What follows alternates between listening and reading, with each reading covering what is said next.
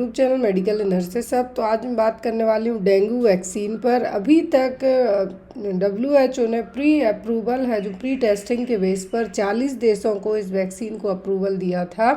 But nowadays अप्रैल 2026 में है जो इंडिया के लिए भी इस वैक्सीन का है जो क्यूडेंगा नाम की वैक्सीन है अप्रूव्ड हुई है या नहीं, वो सभी चीज़ें आज की क्लास में हम पढ़ने वाले हैं। तो ये आपके एग्ज़ाम पर्पस से तो हेल्पफुल है ही, साथ ही आपके नॉलेज पर्पस से भी आज की क्लास है जो हेल्पफुल रहने वाली है। तो यहाँ पे फर्स्ट ऑफ ऑल यहाँ पे सबसे पहला क्वेश्चन है हमारा, क्यूडेंगा वैक्सीन इज डेवलप्ड बाय। तो ये क्यूडेंगा वैक्सीन है इसको कौन सी कंपनी ने डेवलप किया है? Pfizer, Serum Institute, Takeda pharmaceutical company या फिर भारत बायोटेक ने। तो ये इंडिया की वैक्सीन नहीं है, ये यहाँ पे इंडिया की वैक्सीन नहीं है, बट यहाँ पे इसको अप्रूवल दिया गया है। तो यहाँ पे क्यूडेंगा वैक्सीन को बनाने का काम किया है किसने? टकेडा फार्मास्यूटिकल कंपनी ने, जो कि कहाँ की कंपनी है? एक जापानीज़ कंपनी है। यहाँ पे आप देखिए जो टकेडा फार्मास्यूटिकल कंपनी है ये जापान की कंपनी है, फार्मा कंपनी है जापान की। और यहाँ पर इंडिया के साथ ही पार्टनरशिप करके टैक 003 फार्मा जो यहाँ पर जो क्यूडेंगा वैक्सीन है इसका एक और नाम है टैक 003। तो यहाँ पर ये इंडिया की हैदराबाद बेस्ड बायोलॉजिकल कंपनी के साथ मिलकर as a make in India initiative जो गवर्नमेंट का प्रोजेक्ट है उसके तहत ये वैक्सीन है जो बनाई जाएगी। और इसका WHO के थ्रू इंडिया में हम बात करें तो प्री क्वालिफिकेशन है जो हुआ था मई 2024 में, लेकिन इंडिया के लिए टारगेट किया गया है कि 2026 में इसको फुली अप्रूवल है जो मिल जाएगा। याद रखना है कि टकेडा फार्मास्यूटिकल जापान की कंपनी है, इंडिया की जो हैदराबाद बेस्ड बायोलॉजिकल बायो नाम की कंपनी है as in make in India project के तहत यहाँ पे वैक्सीन बनाएगी। और इसको अप्रूवल तो मिल गया था, प्री क्वालिफिकेशन अप्रूवल मिला था मई 2024 में। अदर देशों के लिए था पहले, बट इंडिया के लिए कहा गया है कि टारगेट रखा गया था कि 2026 तक इसको लॉन्च कर दिया जाएगा। तो अप्रैल मे बी 3rd और 4th अप्रैल को इसका अप्रूवल है जो दिया गया है। Next one is Qdenga vaccine is a. तो क्यूडेंगा वैक्सीन किस टाइप की वैक्सीन है? इनएक्टिवेटेड वैक्सीन है, mRNA वैक्सीन है, सब यूनिट वैक्सीन है या फिर लाइव अटेन्यूएटेड वैक्सीन है? तो यहाँ पे कैसी वैक्सीन है? ये लाइव अटेन्यूएटेड वैक्सीन। और इसका जो डोज की हम बात करें, क्या है इसका डोज है? देखिए यहाँ पे इसमें है 0.5 ml एक डोज। यहाँ पे टोटल 2 डोज दिए जाते हैं, तो यहाँ पर 2 डोज दिए जाते हैं, तो सिंगल डोज कितना होता है? 0.5 ml का। और ये कैसी है? लाइव अटेन्यूएटेड वैक्सीन है। Next one is number of dose in क्यूडेंगा vaccine schedule. तो कितने डोज यहाँ पे इसके शेड्यूल किए गए हैं? जस्ट मैंने आपको अभी बताया, इसकी टोटल है जो 2 डोज दिए जाते हैं। पहले इंडिया में जो वैक्सीन थी डेंगू के लिए उसके 3 डोज थे, बट नाउअडेज जो क्यूडेंगा वैक्सीन को अप्रूवल दिया गया है जब, तो इसके ओनली 2 डोज हैं। फर्स्ट 1 डोज को कहा जाता है यहाँ पे इसका फर्स्ट डोज है जो फर्स्ट डोज है उसको कहा जाता है 0 डोज। फर्स्ट डोज है 0 डोज एंड देन है जो सेकेंड डोज दिया जाता है, कौन सा? Second dose. Next one is interval between क्यूडेंगा doses is. 2 dose यदि यहाँ पे दिए जाते हैं तो इन दोनों डोज के बीच में एटलीस्ट कितना गैप होना चाहिए? 1 मंथ का, 2 मंथ, 3 मंथ और 6 मंथ का। So in most of the vaccine में होता है 1 मंथ का गैप और 4 वीक्स का। लाइक मीजल्स MMR में होता है 3 मंथ्स का। तो यहाँ पे आप उसको इसी कैटेगरी से याद रखिए कि इस वैक्सीन में भी 3 महीने का इंटरवल पीरियड दिया जाता है। लाइक यहाँ पे वैक्सीन आपको अप्रैल में दी गई है तो आपको 3 महीने के बाद दी जाएगी, मई, जून, जुलाई। आफ्टर कंप्लीशन ऑफ 3 मंथ के बाद सेकेंड डोज इसका दिया जाएगा। फर्स्ट डोज कहलाता है 0 डोज एंड सेकेंड डोज होता है हमारा कौन सा? तो यहाँ पे आपको याद रखना है, फर्स्ट डोज जब दिया जाता है तो उसको फर्स्ट डोज नहीं कहेंगे, उसको 0 डोज कहेंगे। टोटल यहाँ पे इसकी 2 डोज दिए जाते हैं, तो दूसरा डोज दिया जाएगा 3 महीने के गैप के बाद। Next one, Qdenga vaccine can be given to. तो ये वैक्सीन किसको है जो दी जा सकती है? ऑप्शन में है only serotype positive individual, only sero negative individual, both sero negative and sero positive, या फिर only for childrens. So the Qdenga vaccine ऐसा नहीं है कि ऑल ओवर इंडिया में लाइक इम्यूनाइजेशन शेड्यूल में ऐड करके सबको दी जाए। ये उन एरियाज़ में दी जाएगी जहाँ पे डेंगू सबसे ज़्यादा होता है। लाइक जैसे ही अभी जून का सीज़न आता है तो जो साउथ के स्टेट हैं लाइक तमिलनाडु, कर्नाटक, यहाँ पे आपको हॉस्पिटल में भर भर के है जो बच्चे बड़े सब मिलेंगे, स्पेशली डेंगू के पेशेंट जो हॉस्पिटलाइजेशन तक पहुँच भी जाते हैं। तो यहाँ पर ओपीडी में ट्रीट होने के साथ साथ कुछ लोग सीरियस होकर हॉस्पिटलाइज्ड भी हो जाते हैं। तो क्यू डेंगा वैक्सीन दी जाती है चाहे वो सीरो पॉजिटिव हो और सीरो नेगेटिव हो। तो आपको ये चीज़ रिमाइंड रखने हैं।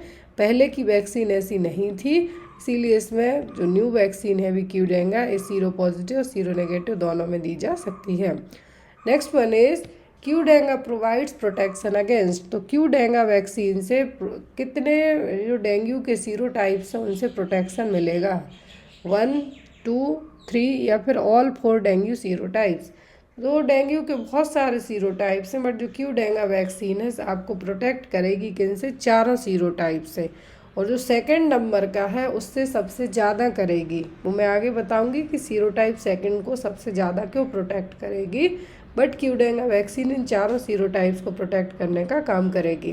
तो डेंगू है जनरली 4 सीरो टाइप से होता है, DENV 1, 2, 3 और 4। तो यहाँ पे जो चारों सीरो टाइप है, तो जो यहाँ पर क्यू डेंगा और टैक 003 वैक्सीन है इफेक्टिव है डेंगू का जो सीरो टाइप 2 है, क्योंकि जो टकेडा 003 वैक्सीन और क्यू डेंगा वैक्सीन बनी है ये बनी है डेन V2 को यूज़ करके, डेन V2 सीरो टाइप को यूज़ करके, और इसीलिए इसको कहा जाता है क्यू डेंगा वैक्सीन की जेनेटिक बैकबोन। याद रखें, बहुत इंपॉर्टेंट क्वेश्चन है। क्यू डेंगा वैक्सीन की जो बैकबोन है वो कौन है?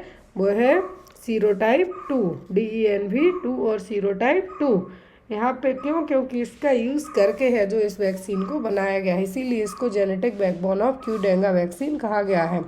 और यहाँ पर ये जनरली इफ़ेक्टिव तो है 3 पर भी और 4 पर भी, क्योंकि यहाँ पर एक कम इफ़ेक्टिव है इन 3 और 4 पर, बट 2 पे सबसे ज़्यादा इफ़ेक्टिव, हाईली इफ़ेक्टिव है। तो और यहाँ पे आपको याद रखना है, भारत की यदि हम बात करें कि आपको पूछा जाए तो भारत के लिए कौन सा सीरो टाइप है जिसके कारण सबसे ज़्यादा केसेस डेंगू के देखने को मिलते हैं, तो वो है DENV3, जिसके कारण may be 20 to 30% of case तक बहुत सारे रीजन में देखने को मिलते हैं। नेक्स्ट है यहाँ पे डेंगू इज़ ट्रांसमिटेड बाय। तो डेंगू का ट्रांसमिशन किससे होता है? एनाफ्लीज मॉस्क्यूटो से, क्यूलेक्स से, सैंड फ्लाई या फिर एडीज मॉस्क्यूटो से। इनसे आप बहुत एग्जाम में क्वेश्चन आते हैं। यहाँ पर डेंगू के लिए रिस्पॉन्सिबल कौन सा मच्छर है? एडीज मॉस्क्यूटो, जिसको हम टाइगर मॉस्क्यूटो के नाम से भी जानते हैं। याद रखिए, टाइगर मॉस्क्यूटो कौन सा है? इसके ऊपर देखिए टाइगर टाइप से स्पॉट भी रहते हैं, इसीलिए इसको कहा जाता है टाइगर मॉस्क्यूटो। और नॉनसेंस मॉस्क्यूटो क्योंकि बहुत ज़्यादा भनभना के काटता है। फीमेल एनाफ्लीज से तो क्या होता है? मलेरिया होता है। Next is which of the following is true about Qdenga. तो क्यू डेंगा को लेके सही पॉइंट यहाँ पे क्या है? It requires prior dengue infection, not effective in children, can be given regardless of previous infection, only single dose is needed. Just मैंने आपको अभी बताया कि इसके 2 डोज होते हैं, तो लास्ट वन ऑप्शन आपका नहीं होगा। ये 4 साल की उम्र से लेकर 60 साल तक की उम्र में दी जाती है, तो बच्चों को भी दी जा सकती है। और यहाँ पे प्रायर डेंगू इन्फेक्शन हुआ है या नहीं ये डिपेंड नहीं करेगा, ये यहाँ पर उनको भी दी जा सकती है जिनको प्रीवियस इन्फेक्शन हुआ है या नहीं हुआ है। So here is the correct answer is option number C. It can be given regardless of previous infection. Next one, which dengue serotype forms the genetic backbone of the Q denga vaccine? तो यहाँ पे आपको question है कि कौन सा dengue का serotype है जो जेनेटिक बैकबोन बनाता है क्यू डेंगा वैक्सीन की। तो वो कौन सा है? वो DENV2, जस्ट मैंने आपको अभी बताया है। तो यहाँ पे backbone of Qdenga vaccine कौन है? तो वो कौन सा सीरोटाइप है? तो वो है DENV2। और यहाँ पे आपको याद रखना है क्यू डेंगा वैक्सीन टेट्रावैलेंट वैक्सीन है, टेट्रावैलेंट डेंगू वैक्सीन है, ये चीज़ आपको याद रखनी है। एंड देन आपको याद रखना है कि ये जो क्यू डेंगा वैक्सीन है इसको 28,000 लोगों के ऊपर टेस्टिंग करके बनाया गया है। कितने? 28,000 लोगों के ऊपर इसकी टेस्टिंग हुई है, पार्टिसिपेंट रहे 28,000 प्लस, और अप्रूव्ड हुई है 40+ देशों के लिए। कितना? 40+ देशों के लिए। तो क्यूडेंगा और टैक 003 वैक्सीन है, इसको 28,000+ पार्टिसिपेंट के ऊपर टेस्ट किया गया है एंड देन 40+ कंट्रीज़ को इसका अप्रूवल दिया गया है। और इसको क्या कहा जाता है? टेट्रावैलेंट डेंगू वैक्सीन और Qdenga vaccine. Next one, common side effect of Qdenga vaccine. तो कॉमन साइड इफ़ेक्ट क्या है इस वैक्सीन के? Severe bleeding, paralysis, injection site pain या फिर किडनी फेलियर। सो ये जो वैक्सीन दी जाती है हैंड में, कहाँ पे दी जाएगी? अपर आर्म में आपको दी जाएगी। अब जब ये वैक्सीन अपर आर्म में दी जाएगी तो इसका सबसे ज़्यादा जो साइड इफ़ेक्ट डेवलप होगा वो होता है साइट पेन। क्या होगा? Site pain. और अभी तक इसको जो 28,000 लोगों पे इसकी टेस्टिंग की गई है, इसके अलावा इसके अभी तक वैसे मेजर साइड इफ़ेक्ट है जो सामने नहीं आए हैं। देखिए, यदि हम बात करें किसी को डेंगू हो जाए, क्या है? यदि हम बात करते हैं किसी को डेंगू हो जाए, आपको एग्ज़ाम में बहुत आता है क्वेश्चन कि as a drug of choice के तौर पर क्या यूज़ करेंगे, कौन सा मैनेजमेंट अपनाएंगे। तो डेंगू वाले पेशेंट में हमेशा सपोर्टिव मैनेजमेंट अपनाया जाता है। Based on symptomatic and supportive management किया जाएगा। लाइक हाई फीवर है तो फीवर के लिए पैरासीटामॉल रिकमेंड की जाएगी आपको। NSAID लाइक एस्प्रिन वगैरह अवॉइड करने के लिए की जाएगी, क्योंकि इससे ब्लीडिंग होने के चांसेस हो सकते हैं। तो यहाँ पे आपके 2 क्वेश्चन बनते हैं। फर्स्ट वन इसकी फीवर को कंट्रोल करने के लिए बॉडी पेन बहुत ज़्यादा होता है, लगता है कि हड्डियाँ टूट जाएंगी, तो यहाँ पे इसको पैरासीटामॉल यूज़ की जाती है। बट NSAID ड्रग्स को है जो अवॉइड करने की सलाह दी जाती है, लाइक एस्प्रिन हो गया आपका, और भी ड्रग हो गई। पैरासीटामॉल के साथ साथ है जो यहाँ पे आपको एसिटामिनोफेन भी आप दे सकते हैं। और यहाँ पे बेस्ड ऑन केस के हिसाब से WHO ने भी इनको क्लासीफाई किया है कि एक डेंगू होता है विदाउट वार्निंग साइन के, मतलब कुछ ऐसे साइन नहीं है जिसमें पेशेंट को एडमिट करने की ज़रूरत पड़े। दूसरा होता है dengue with warning sign, like vomiting हो जाए, फ्लूइड है जो इकट्ठा होना स्टार्ट हो जाए। फिर तीसरा होता है सीवियर डेंगू, इसको कहा जाता है सीवियर शॉक सिंड्रोम, और सीवियर ब्लीडिंग या फिर ऑर्गन फेलियर देखने को मिले। विच एज रेंज? तो क्यूडेंगा वैक्सीन किस एज के लोगों को दी जाती है? 1 to 10 year, 4 to 60 years, 18 to 45 years या फिर over 65 years. So the Qdenga vaccine है जो दी जाती है 4 से 60 साल के लोगों में। किसको? 4 से 60 साल के लोगों में। यहाँ पे हर एक वैक्सीन का एक क्राइटेरिया सेट किया जाता है, तो यहाँ पे इसका भी है कि इसके जो 2 डोज दिए जाते हैं वो 4 to 60 ईयर के लोगों में दिए जाते हैं। Next one, what is the key advantage of Qdenga compare to older dengue vaccine? Dengue का ऐसा नहीं वैक्सीन थी, जो भी एंडेमिक एरियाज थे, एपिडेमिक एरियाज थे, वहाँ के लिए थी। तो यहाँ पे डेंगू वैक्सीन के लिए जो है अभी क्यूडेंगा अलग किस तरीके से कंपेयर टू ओल्डर के, इसका क्या एडवांटेज है? It is 100% effective against all 4 serotypes. It does not require testing for prior dengue infection before administration. It completely prevents transmission of the virus.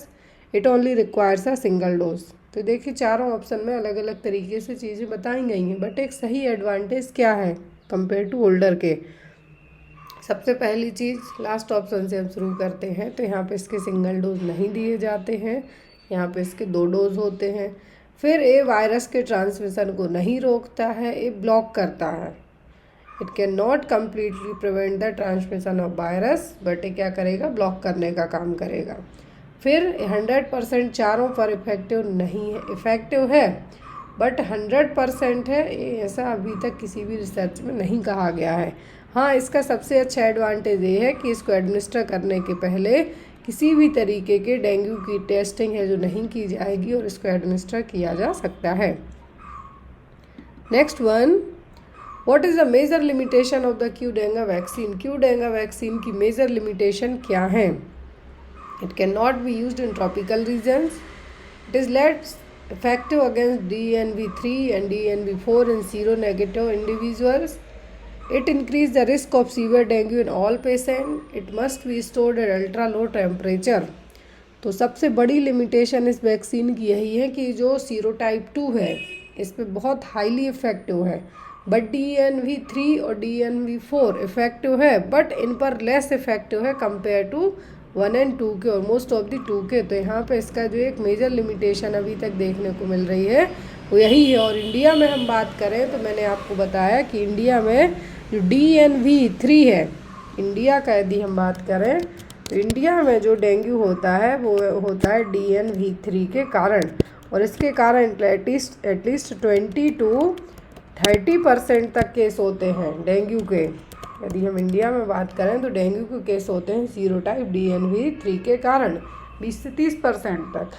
और ये वैक्सीन की जो लिमिटेशन है वो यही है कि DNV3 और DNV4 पर इफेक्टिव है, but in sero negative individual पर ये कम इफेक्टिव देखने को मिल रही है।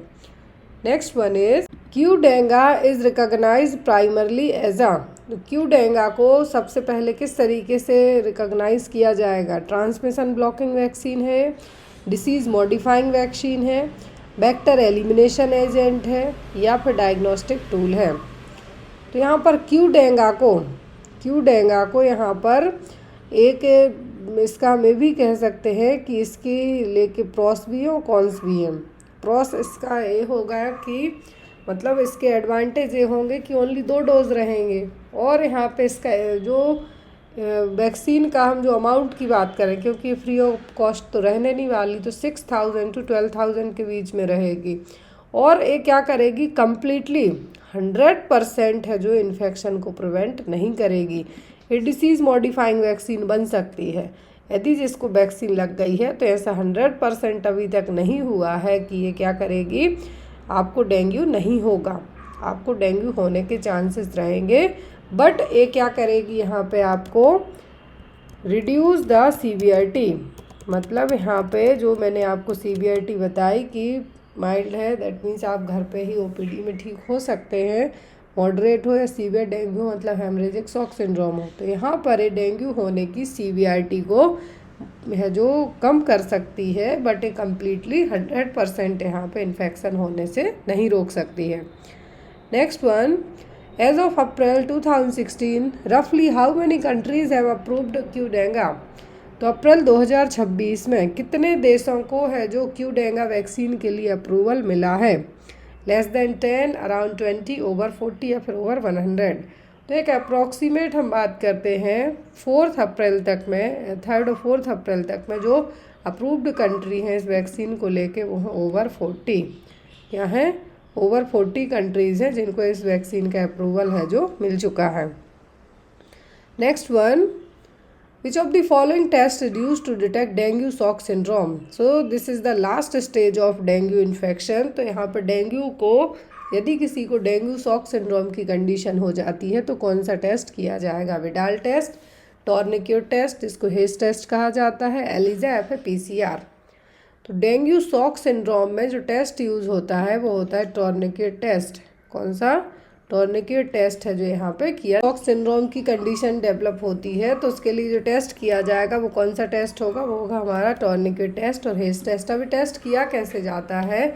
इसको रम्पल लेडी टेस्ट के नाम से भी जाना जाता है, जो कि एक क्लिनिकल डायग्नोस्टिक टूल है। इस टेस्ट का जो मेन एम है वो क्या होता है कि कैपिलरी फ्रेजिलिटी एंड थ्रोम्बोसाइटोपनिया की लो प्लेटलेट्स काउंट, थ्रोम्बोसाइटोपनिया का मतलब होता है लो प्लेटलेट्स काउंट होते जा रहा है, तो यहाँ पर उसमें टेस्ट किया जाएगा। इस टेस्ट के थ्रू किया क्या जाएगा कि एक तरीके से देखिए यहाँ पे आपका पेशेंट का ब्लड प्रेशर लिया जाएगा और यहाँ पे कफ को एक मिड पॉइंट तक, जहाँ पे सिस्टोलिक BP और डायस्टोलिक BP है जो आपका काउंट होता है, वहाँ पे 5 मिनट तक के लिए इसको मेंटेन करके भी रखा जाएगा। और यहाँ पे 2 मिनट 5 मिनट यहाँ पे क्या करना है, इसको चेक करके रखना है। और आफ्टर 2 मिनट के बाद आपको यहाँ पे जो इन्फ्लेटेड कफ है उसको रिमूव करने के बाद यहाँ पे पैचेस देखने हैं। और यहाँ पर यदि ये पैचेस देखने को मिल जाए, पॉजिटिव टेस्ट होता है और ये पैचेस देखने को मिलते हैं, तो मोर देन 10 पैचेस देखने को मिलते हैं, that means dengue shock syndrome positive है। ये देखिए यहाँ पे जैसा आपको बताया गया है कि इसमें थ्रोम्बोसाइटोपनिया और कैपिलरी फ्रेजिलिटी चेक करने के लिए टेस्ट किया जाता है। और यहाँ पे आपका जो BP मेज़र किया जाएगा, ब्लड प्रेशर मेज़र करते हैं हम, तो जो कफ आप बांधेंगे उस कफ को बांधने के बाद वहाँ पे जो स्किन है जो इन्फ्लेट रहेगी, फूली हुई रहेगी। यदि वहाँ पे किसी भी तरीके के पैचेस डेवलप होते हैं तो और वो पैचेस 2.5 जो इंड्यूरेशन है उस जगह से ज़्यादा एरिया में होते हैं और 10 से ज़्यादा पैचेस पर स्क्वायर इंच देखने को मिलते हैं, that means dengue shock syndrome positive है। अब यहाँ पे आपको ये चीज़ याद रखनी है कि यदि डेंगू का पेशेंट है तो उसको ट्रीट करने के लिए, फीवर को कंट्रोल करने के लिए पैरासीटामोल दी जाती है या फिर एसिटामिनोफेन दे सकते हैं। लेकिन यहाँ पर स्ट्रिक्टली अवॉइड करने की यदि सलाह दी जाए तो वो होती है एस्प्रिन, आइबुप्रोफेन, क्योंकि ये इंटरनल ब्लीडिंग करने का रीज़न है जो बना सकती है। Dengue is caused by which type of pathogen. तो डेंगू का जो पैथोजन है वो क्या है? बैक्टीरिया है, वायरस है, पैरासाइट है, फंगस है। तो डेंगू आपने पढ़ा है किससे होता है? मॉस्क्यूटो से। बट ए मॉस्क्यूटो क्या कैरी करके चलता है? वायरस। और उस वायरस की क्लास क्या है? तो उस वायरस की क्लास है फ्लेवी वायरस। क्या है? Flavivirus. Next one, what is the most common symptom of severe dengue? Severe dengue के केस में, डेंगू हेमरेजिक फीवर में क्या है जो सिम्टम देखने को मिलेंगे? Extreme hair loss, high platelet count, rapid drop in platelet and plasma leakage या loss of hearing. Dengue haemorrhagic fever में मरीज को कभी कभी आईसीयू तक है जो पहुंचने की ज़रूरत पड़ जाती है। फीवर में क्या होगा कि बहुत फास्टली, जो मैंने आपको कहा 10,000 mm³ से भी ज़्यादा तरीके से क्या होती हैं यहाँ पे प्लेटलेट्स काउंट है जो कम होते जाता है। Rapid drop in platelets and plasma leakage. Next one is what is the characteristics nickname given to dengue fever due to severe joint pain. Dengue में क्या होता है? बहुत ज़्यादा जॉइंट्स पेन देखने को मिलेगा। और इसी के हिसाब से इसको एक क्या दिया गया है? एक इसका निकनेम दिया गया है जैसे सबके होते हैं। वो निकनेम क्या है? Brain fever, breakbone fever, yellow fever या फिर स्पॉटेड फीवर। तो इसका जो सबसे अच्छा सा नाम दिया है, इसको कहा जाता है हड्डी तोड़ बुखार। क्या है? हड्डी तोड़ बुखार और breakbone fever. Next one is dengue mosquito और known to be active during. यहाँ पे नंबरिंग थोड़ी सी आपको इधर उधर हो गई है ऑलरेडी, क्योंकि हम 20th क्वेश्चन तक पढ़ चुके हैं, बट कोई नहीं। तो और यहाँ पे नंबरिंग ही नहीं है। तो यहाँ पे देखिए डेंगू मॉस्क्यूटो को है जो एक्टिव सबसे ज़्यादा कब होते हैं? मिडनाइट में, early morning, late afternoon, high noon या फिर ओनली एट नाइट। तो आपने सुना होगा कि डेंगू के मच्छर हमेशा दिन में बाइट करते हैं और specially in the early morning.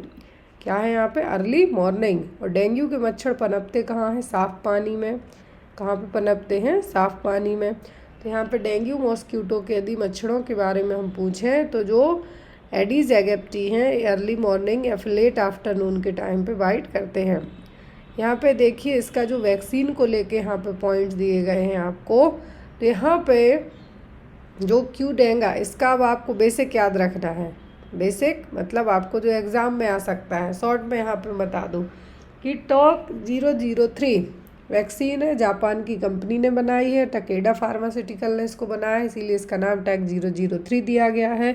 ये 6 से 16 साल और यहाँ पे कुछ जगहों पर 4 से 16 साल के बच्चों में भी है, जहाँ पर बहुत हाईली केसेस आते हैं। इसके 2 डोज होते हैं और 3 महीने का गैप करके दिए जाते हैं, जो हमने पढ़ लिए हैं।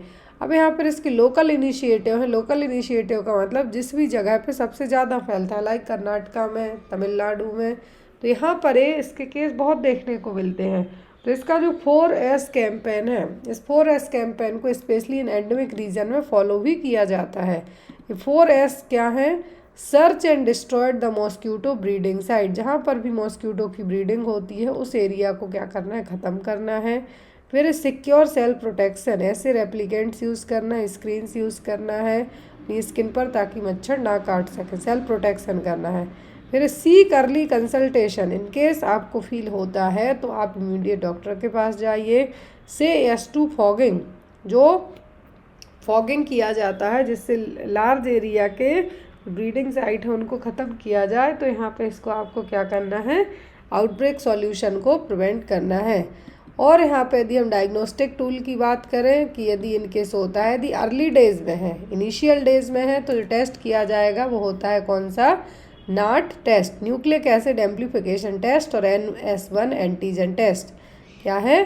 NS1 एंटीजन टेस्ट किया जाएगा अर्ली फेज में। यदि 5 दिन से ज़्यादा हो गए हैं तब भी ठीक नहीं हो रहे हैं, तब IgM एंटीबॉडी चेक की जाएगी। फिर यहाँ पे यदि इनकेस बहुत ज़्यादा मे बी 1 वीक से ज़्यादा होंगे बट फिर भी ठीक होने का नाम नहीं ले रहे हैं, तो यहाँ पर और भी टेस्ट किए जाएंगे एज़ पर 2026 की गाइडलाइंस को फॉलो करके। मल्टीप्लेक्स टेस्टिंग है जो अलग अलग वायरस के ऊपर कि कोई और वायरस तो नहीं, उसके लिए टेस्टिंग यहाँ पे आपकी की जाएगी। अब एक क्वेश्चन का आंसर आप लोग कमेंट बॉक्स में दीजिएगा, जो मैंने आपको ऑलरेडी करवा भी दिया है, बट लेट्स से कि आपने क्लास प्रॉपरली देखी है या नहीं, तो उसका आंसर आप लोग कमेंट बॉक्स में दीजिएगा। Which of the following test is use to detect the dengue shock syndrome. तो इनमें कौन सा टेस्ट है जो डेंगू शॉक सिंड्रोम को डिटेक्ट करने के लिए यूज़ किया जाता है। और जो भी लोग इस क्लास से जुड़े हुए हैं मैं उनको बता दूं कि मेडिकल एंड नर्सेज आपकी सभी पीडीएफ्स बुक्स आप डायरेक्ट मेरे ऑफिशियल व्हाट्सएप नंबर से ऑर्डर कर सकते हैं। स्पेशली बुक्स के लिए मैं आपको बता दूं कि जो भी लोग बुक है जो पीडीएफ आपको अवेलेबिलिटी हमेशा रहेगी, बट बुक आप 12 अप्रैल तक ही ऑर्डर कर सकते हैं। आफ्टर दैट 12 अप्रैल से 5 मई तक आपको बुक्स अवेलेबल नहीं हो पाएंगी। जो भी लोग बुक्स को ऑर्डर करना चाहते हैं आप लोग प्लीज़ बुक्स को जल्दी से जल्दी ऑर्डर कर सकते हैं। बुक्स के चार्जेस भी मैंने बिल्कुल लेस कर दिए, ओनली प्रिंटिंग चार्ज और कोरियर चार्ज बस आपसे लिया जा रहा है। तो आप लोग बुक्स को डायरेक्ट ऑर्डर करके ले सकते हैं। Thank you.